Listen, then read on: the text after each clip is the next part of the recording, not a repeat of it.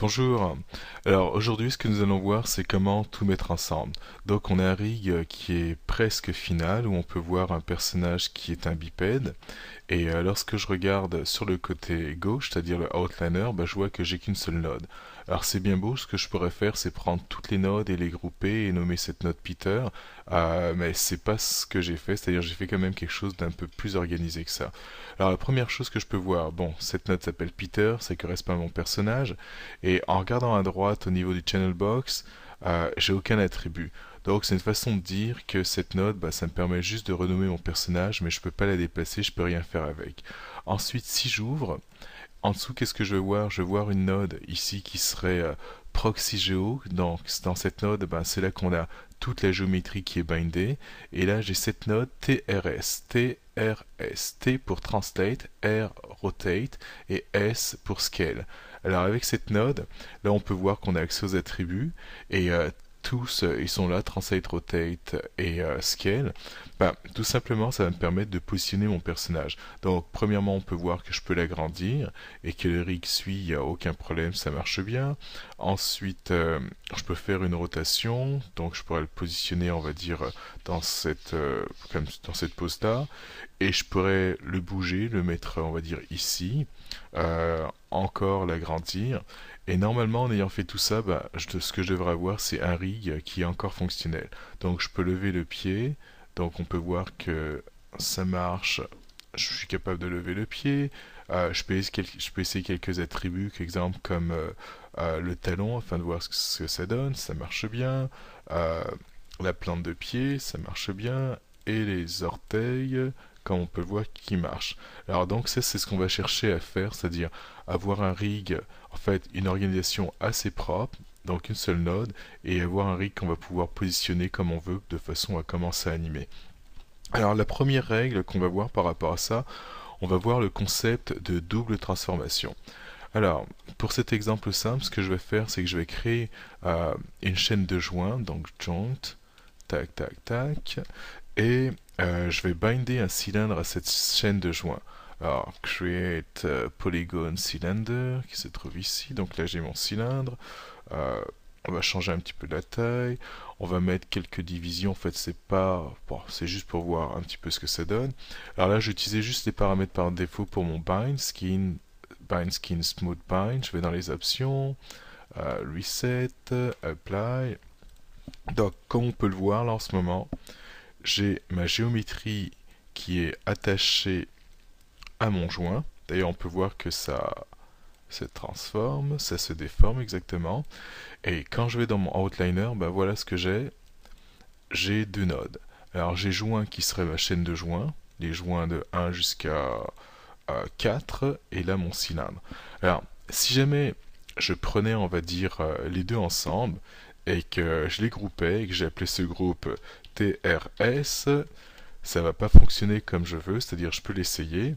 Alors si jamais je prends mon TRS, enfin ce que j'appelle TRS, et que je me mets à le déplacer, on peut voir qu'il y a un problème, c'est-à-dire le joint et la géométrie se séparent. Alors ça, c'est quelque chose qui est tout à fait normal. Alors je vais faire quelques undo de façon à revoir ce que j'avais. Et ce qu'il faut se dire, c'est que maintenant que ma géométrie est bindée, c'est-à-dire collée à mon cylindre, la seule chose qui va pouvoir déplacer, enfin qui déplace en ce moment ma géométrie, ce serait mon joint. Donc exemple, je prends ce joint-là, ma chaîne de joints, je la déplace, et vu que ma géométrie est collée, ma géométrie elle se met à suivre. Par contre, si je sélectionne, on va dire, la géométrie, premièrement, on peut voir que je ne suis pas capable de la déplacer, c'est-à-dire les attributs ont été lockés, donc bloqués, après qu'on ait fait le skin cluster, c'est-à-dire après qu'on ait fait un bind. Et par contre, donc, je pourrais peut-être bypasser cela, c'est-à-dire si je faisais un groupe au-dessus de mon cylindre, donc CTRL G, et là, le groupe maintenant, j'ai accès aux attributs, et comme on peut le voir, je suis capable de déplacer ma géométrie. Alors, donc, quand je disais que le phénomène est tout à fait normal, c'est que lorsque je prends, on va dire, ma géométrie que je déplace, et que je prends aussi le cylindre que je déplace, on a ce phénomène de double transformation, c'est-à-dire je vais le faire manuellement. En gros, c'est comme si je prenais le joint, je le déplace, Alors le joint, il est déplacé en ce moment, comme on peut le voir, et la géométrie qui est collée au joint, elle suit. Et en même temps, je prends la géométrie, en fait le groupe qui est au-dessus de la géométrie, et lui, je vais lui demander d'avancer. Donc c'est pour ça qu'on a ce problème de double transformation. Alors, je vais le faire, c'est-à-dire, exemple, je vais prendre cette chaîne de joints-là que je vais mettre sous ce groupe. Maintenant, sous le groupe, on a encore ma géométrie et mon joint. Donc du coup, ce que je vais faire en faisant ça, je vais mettre à déplacer la géométrie et le joint. Et là, on a le phénomène normal qui est de double transformation, c'est-à-dire cette géométrie, elle est bougée par la translation du groupe, et en même temps, elle est bougée par le joint qui se met à bouger, donc c'est pour ça qu'on a un phénomène de double transformation. Alors, maintenant, on va aller à notre rig, et dans ce rig, ben, nous allons mettre tout ensemble. Alors, je vais ouvrir la bonne scène qui va être celle-là. Alors, dans cette scène, ben, comme on peut voir, on est loin d'avoir quelque chose de propre comme la scène que je vous ai montrée au départ. Donc là, on a tout plein de notes qu'il va falloir arranger ensemble. Ce qui est bon, c'est de savoir à quoi servent chacune des nodes. Si on l'a bien renommé, donc ça ne devrait pas poser un problème. Et si on a renommé avec des noms, on va dire pas clairs, bah c'est là que ça va devenir un peu plus difficile. Alors dans ce procédé où je vais tout regrouper ensemble, la première chose que je vais faire, peut-être que j'aurais dû faire cela, on va dire, à la fin. Là, comme on peut voir, j'ai caché les attributs qui étaient inutiles en faisant un lock and hide. Je vais les faire réapparaître de façon à ce que ça ne me gêne pas lorsque je me mette à déplacer les différentes nodes, les grouper sous, changer la hiérarchie de façon à ce que le fait que ce soit bloqué, ça ne gêne pas. Alors pour ça, ça va être assez simple, c'est-à-dire je vais essayer de le faire d'un seul coup en sélectionnant finalement toutes mes courbes de contrôle. Donc là j'ai pris celle du dos, je vais prendre les omoplates ici, épaules, coudes, poignets, l'autre côté, ça, ça et ça, donc encore épaules, coudes, poignets. Et là, je vais cliquer dans mon channel box sur un paramètre au hasard. En fait, ce que je vais faire exactement, ça va être Edit, Channel Control. Et maintenant que je suis dans cette fenêtre, je vais aller je m'assure d'avoir l'onglet Keyable sélectionné. Et là, en ce moment, on a juste les rotations X, Y, Z qui sont qu'on affiche, qui correspondent un peu à ce qu'on a dans le channel box. Alors, dans cette liste, je vais aller chercher ce qui me manque. Donc, il me manque mon scale X, Y, Z. Alors, je l'envoie avec mon move et je l'ai envoyé dans cette zone-là. Et il va me manquer aussi mon translate X, Y, Z. Alors, je déplace.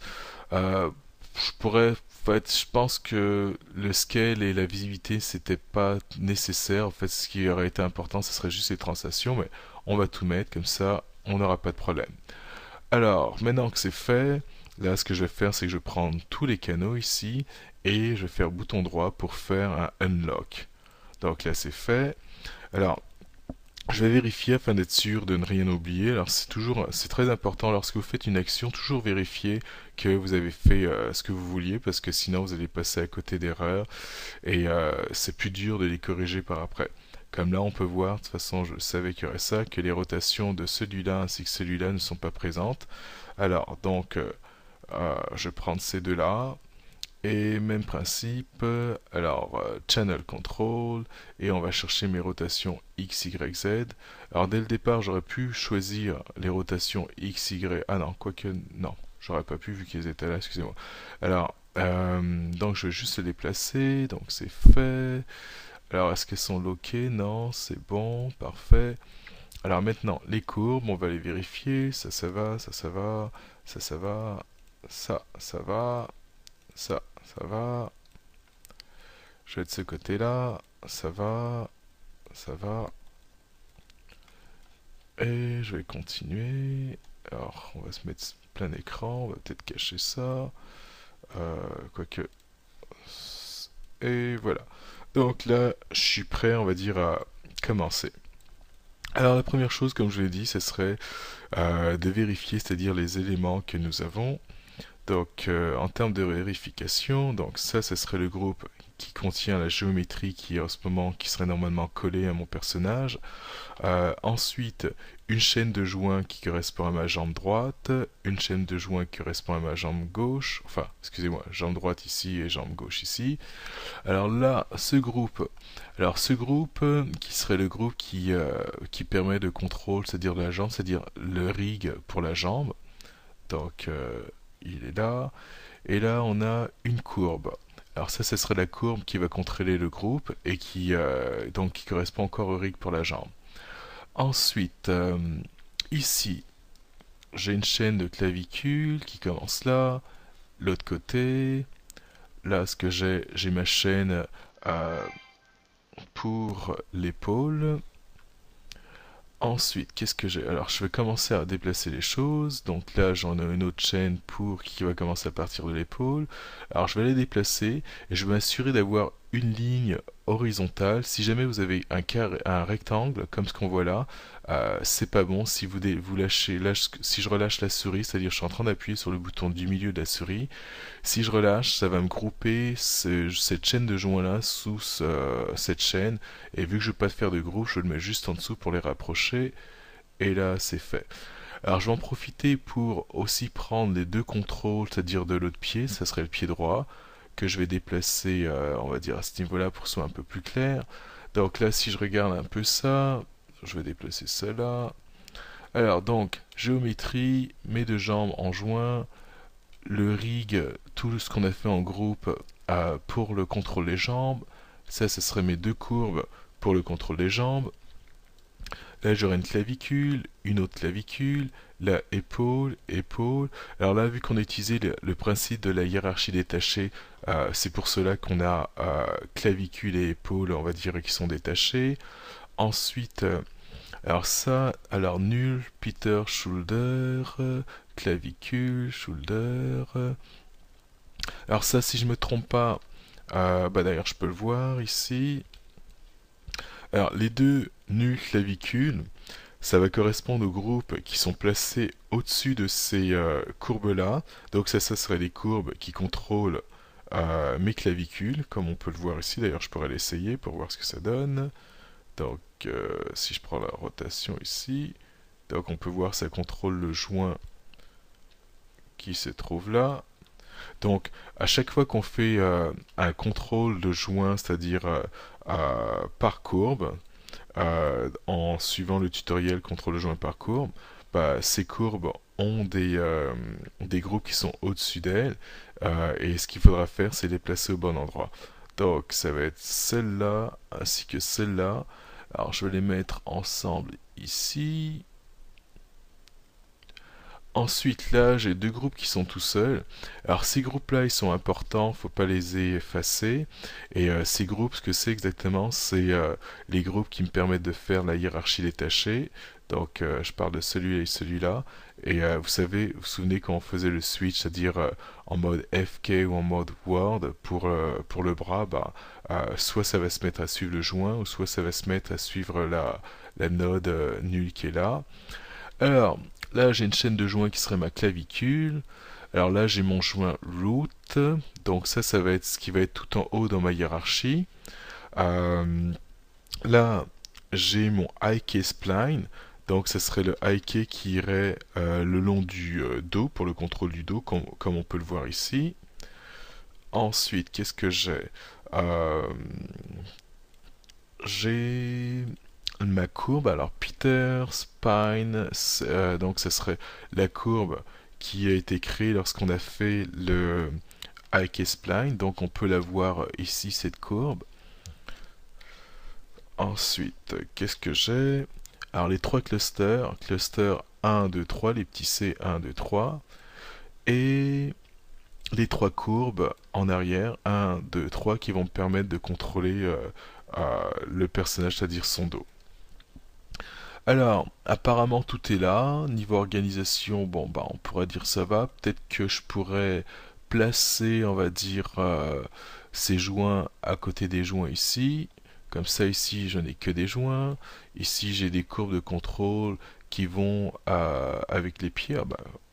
On va peut-être placer les pieds qui vont être ici à côté, des courbes de contrôle, etc. Alors maintenant, on va commencer à organiser tout ça. Alors, en réalité, je vais sans doute, là, comme on peut le voir, le rig est pas complet, parce que sans doute je vais avoir besoin d'une courbe pour contrôler la rotation du cou, et une courbe pour contrôler la rotation de la tête. Je pourrais les faire vite fait, donc c'est toujours le même tutoriel qui nous permet de faire ça. Donc, ok, on va le faire tout de suite. Alors, Create Nerves Circle. Alors, cette courbe que je viens de créer, elle est là. Alors, je vais l'agrandir de façon à la voir. Alors, je vais la positionner au niveau du cou. Alors, la géométrie, pour l'instant, je vais la cacher. Donc, je déplace ça ici. Ensuite, j'affiche ma géométrie de façon à positionner ma courbe, qui va plus tard contrôler le cou. Alors, je pourrais faire ça. Alors là, elle est pas mal dans la géométrie, donc je vais la relever un petit peu. Peut-être que ça va m'aider de la relever.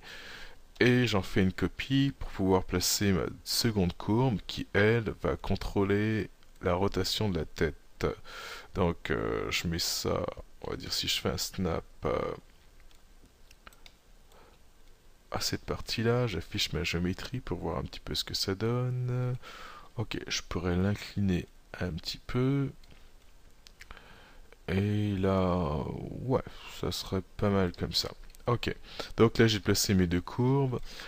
Modify Freeze Transformation et effacer l'historique si jamais il y en a. Alors, Modify Freeze Transformation, ça c'est fait. Edit Delete by Type History, ça c'est fait. Ensuite, on va prendre pour habitude de renommer. Alors, est-ce que j'ai quelque chose au centre? Ok, j'ai rien au centre. Bon, c'est pas grave. Donc, je vais prendre l'épaule ici. Alors, ça va être le contrôle du cou. Alors, Peter. Alors, shoulder. Non, on va remplacer ça par le cou. Alors, N-E-C-K pour neck. Alors, le côté. Est-ce que c'est le côté gauche ou le côté droit? Non. Alors, je vais mettre C pour centre. Et je vais laisser ça pour contrôle. Donc, ça c'est fait pour le cou. Et là, on va en profiter pour faire la tête. Donc, je recopie la même information et je vais remplacer le mot neck par head, qui serait la tête, H-E-A-D. Alors, maintenant que ça c'est fait, donc je continue à faire la même poutine, c'est-à-dire la même chose. Donc du coup, ce qu'il faudrait que je fasse, c'est que, premièrement, je vais placer les pivots, je vais m'assurer que les pivots sont au bon endroit. Donc, pour cette courbe-là, changer son pivot, alors insert, et je vais le mettre ici, et celle-là, son pivot semble être au bon endroit. Ensuite, alors, CTRL G. En faisant ça, CTRL G, je viens de créer un groupe. Alors ce groupe, je vais le renommer. Alors, les groupes en général, les pivots sont à la base, alors il va falloir que je me mette à changer le pivot de ce groupe. Alors, premièrement, je le renomme, alors je vais rajouter GR nom, et là, comme on peut voir, le pivot il se trouve au centre du monde 0, 0. Alors je vais déplacer ce pivot. Alors insert, ensuite j'utilise mon snap, insert, et là je vais faire la même chose avec lui. Alors, donc CTRL G, je crée un groupe. Ensuite, ce groupe, je le renomme. Alors, ce serait le même nom que la courbe en ajoutant GR pour indiquer que c'est un groupe. Et pour terminer, son pivot, il va falloir que je le déplace. Alors pour le déplacer, j'appuie sur la touche insert. Alors là, j'ai pas fait une bonne chose, je vais faire un undo. Alors, insert, normalement, est-ce que j'appuie sur insert? Non. Alors on va le faire. Insert. Ensuite, on se met en mode translation. Et là, je le déplace. Et là, ça n'a pas marché encore une fois. Alors, faut être patient. Alors, insert, ça c'est fait. Je vais déplacer ça manuellement comme ça c'est l'air d'aller. Je vais ici, et là si j'appuie sur le V, parfait, et là je fais un snap. Alors je m'assurer d'avoir les trois axes, et là je fais un snap, parfait. Et là, insert, donc c'est fait. Mon groupe est à la même position que le cercle. Alors maintenant, si on se rappelle du tutoriel, c'est-à-dire pour que ça fonctionne, il faudrait que le groupe ait exactement la même orientation que le joint qui va se faire contrôler. Alors pour ça, je prends le joint, je vais aller travailler sur cette courbe-là, enfin la groupe qui correspond à cette courbe-là. Alors je prends le joint, ensuite je vais chercher le bon groupe. Alors pour moi, ce serait le groupe qui s'appelle neck pour cette partie-là. Ensuite, contrainte oriente. Alors assurez-vous d'avoir les options par défaut. Donc je fais un reset, et là je ferme mon add, là c'est fait. Alors maintenant que c'est fait, le groupe a la même orientation que le joint. On peut voir que ça a déplacé la courbe, ce qui est tout à fait normal. Et à partir de là, je vais effacer la contrainte qui vient d'être faite et je vais reprendre ma courbe et je vais la placer comme je voulais l'avoir au départ, qui était, je pense, si je me trompe pas, c'était quelque chose comme ça. Donc je vais replacer ça. Alors ça m'a l'air d'être bon, donc je fais des rotations de façon à la replacer. Alors je fais juste des rotations pour la replacer, et une fois que je suis satisfait du placement, c'est-à-dire de cette courbe, bah tout ce que j'ai à faire, ce serait un freeze transformation. Alors edit, delete by, excusez-moi, modify, freeze transformation. C'est fait pour ça. Maintenant, même chose pour cette courbe. Quoique, non, je vais d'abord faire la contrainte. Donc je prends ma courbe, je prends mon joint, constraint oriente, et là maintenant, en prenant cette courbe-là, j'aurai être capable de déplacer le coup, donc ça c'est réglé.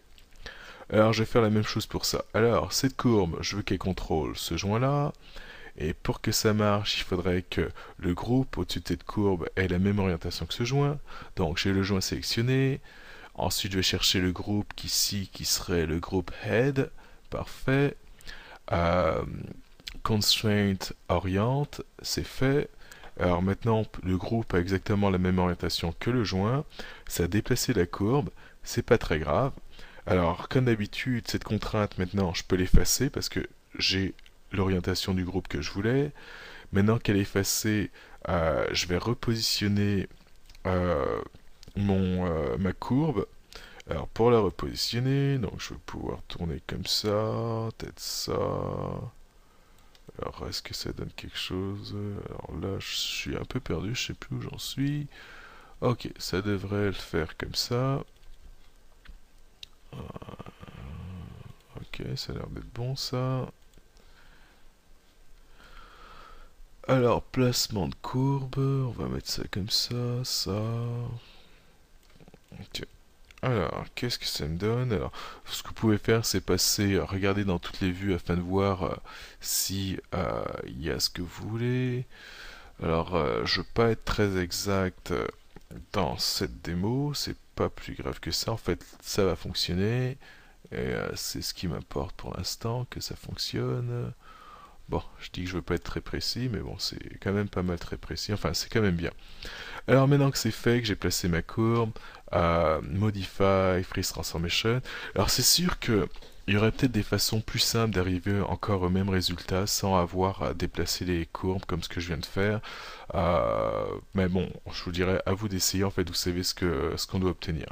Alors à partir de là, je prends la courbe maintenant, je prends le joint, Constraint oriente, là c'est fait, je peux essayer, tac tac, donc cette partie-là elle est faite.